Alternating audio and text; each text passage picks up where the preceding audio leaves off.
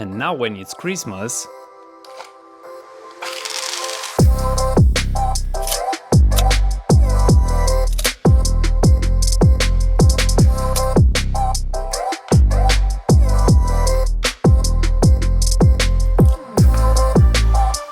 this one is an interesting design, which is very easy to assemble.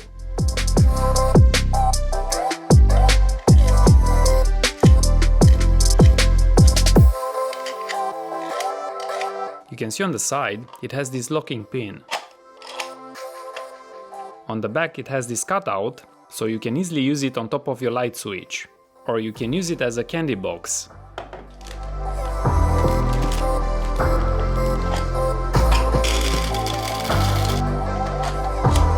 And now when it's Christmas, see you tomorrow!